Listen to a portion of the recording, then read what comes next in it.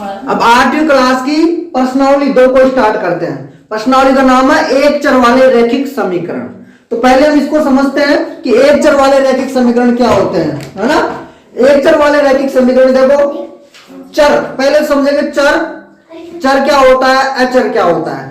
उससे पहले एक चर वाले रैखिक समीकरण में देखते हैं कि मैंने यहाँ पे परिभाषा लिखी है। वैसे अगर आपसे परिभाषा गणित की पूछता नहीं है कभी भी, लेकिन फिर भी पूछ ले तो आपको याद करना वे समीकरण जिनमें समीकरणों को बनाने वाले व्यंजक हो। अब हम व्यंजक समझेंगे कि व्यंजक क्या है, में केवल एक चर हो। कितने चर हो, एक, तथा समीकरण में उस चर का अधिकतम घातांक 1 हो, एक चर वाला रैखिक समीकरण कहलाता है। ये तो हो गई इसकी परिभाषा। अब देखो पहले आया इसमें चर, क्या है, चर। देखो चर किसे कहते हैं, पहले चर समझते हैं फिर अचर समझते हैं। देखो चर होते हैं जैसे x y z के नाम से आ रहे हैं, या फिर p q r s t a b, यानी जो इंग्लिश में आते हैं। अंग्रेजी में ABCD आती है ना, जैसे 5x आ गया, कितना x आ गया, 5x। तो 5x आ गया ना, तो यहाँ पे ये x है ना, x की संख्या कितनी है, 5, x की संख्या कितनी है, 5। यहाँ पे 6y आ गया, मान लो क्या आ गया, 6y। तो y की संख्या कितनी हो गई, 6, यानी वहां पे 6y है। तो ये y लिखा हुआ है ना, ये है चर। क्या है, चर। फिर आती है अचर, क्या आती है, अचर। अचर में सिर्फ और सिर्फ गणित अंक आएंगे, जैसे 5, 6, 7, 8। जैसे इसमें देखो समीकरण क्या होंगे, अगर यही चीज, यही कोई भी राशि होती है, इनमें घातांक 1 हो, घातांक कितनी हो, 1। जैसे x प्लस 2, x प्लस 2 और बराबर आ गया 0। क्या आ गया, 0। तो यहाँ पे x पर हो गया चर, क्या हो गया, चर। ये हो गया प्लस अचर, क्या हो गया, अचर। यहाँ 2 अचर हो गए ना, जैसे यहाँ पे हमने देखा 5, 6, 7, 8, ये कौन सी राशि कहलाती है, अचर। अगर समीकरण में चर और अचर दोनों हो और दोनों हुए जुड़े, दोनों क्या हो, जुड़े, या तो जोड़ में हो, या बाकी में हो, या गुणा में हो, या भाग में हो। अगर चर और अचर, देखो एक व्यंजक भी, यहाँ पे एक समीकरण देखा था हमने, व्यंजक। तो व्यंजक किसे कहेंगे, जिसमें चर और अचर, जिसमें चर और अचर दोनों या तो जोड़ में हो, है ना, जैसे कि x प्लस 2 मान लो जोड़ में हो, है ना, या फिर दोनों माइनस में हो, जैसे x माइनस 2, है ना, या दोनों गुणा में हो, या दोनों भाग में हो। ठीक है, तो ये कहलाते हैं व्यंजक। क्या कहलाते हैं, व्यंजक। अगर दोनों जुड़ के बराबर में 0 लगा हुआ हो तो वो कहलाएंगे एक चर रैखिक समीकरण। आ गया समझ में, एक चर रैखिक समीकरण। पहले तो चर समझा हमने, चर में क्या समझा, अगर कोई भी राशि में किसी भी x हो, y हो, z हो, p q r s t कुछ भी हो, तो वो तो कहलाएंगे चर।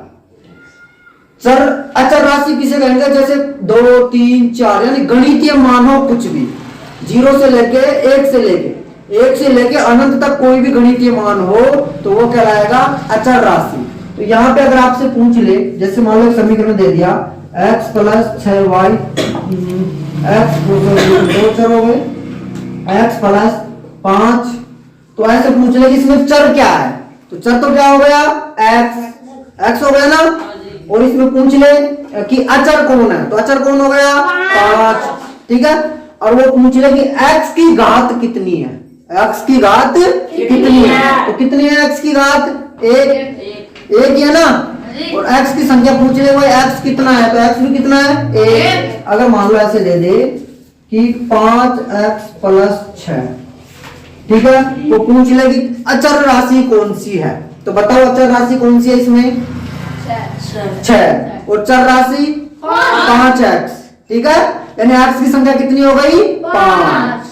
आ गया समझ में चर और अचर। अगर ये बीच में मान लो बराबर में 0 आ जाए तो ये कहलाएंगे समीकरण। क्या कहलाएंगे, समीकरण। और ये ओनली और ओनली ये कहलाएंगे व्यंजक। क्या कहलाएंगे, व्यंजक। तो आ गया समझ में, चर अचर व्यंजक। अब देखो इसको लिखना कैसे आपको,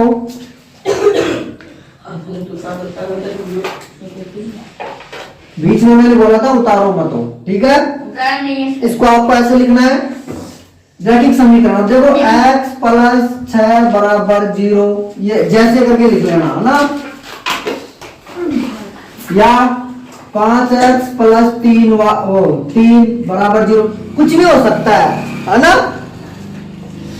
7x प्लस 8 बराबर 0, तो ये हो गए रैखिक समीकरण, यानी उनकी घात। यहाँ पे घात लगाते हैं ना अपन, जैसे आपने सीखा होगा x स्क्वायर, y की स्क्वायर, z स्क्वायर, तो यहाँ तो x की घात 2 है, x की घात 2 है, यहाँ y की घात 2 है, यहाँ z की घात 2 है। अगर यहाँ पे x की घात कुछ भी नहीं है तो 1 है। कितनी है? 1। अगर कुछ भी नहीं होती है तो 1 मान लेते हैं ना।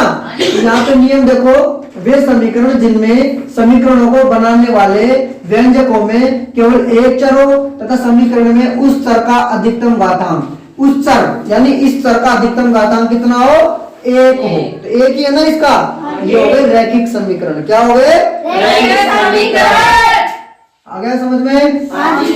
इसको लिख देना है, जैसे चर राशि किसे कहेंगे? जिस राशि का मान गणितीय प्रक्रियाओं में बदलता रहता है। जैसे अपन लिख देते हैं ना 5x 6y 7z, तो गणित में बदल जाता है ना, इसको कहेंगे चर राशि। तो ये हो सकती है, और ये हो गया अचर। अचर बोले तो अपना गणित वाला है ना, जैसे 5 6 7 2 4 8, ये हो गए अचर। ये जैसे करके लिख लो। इसको उतारो, उतार लिया।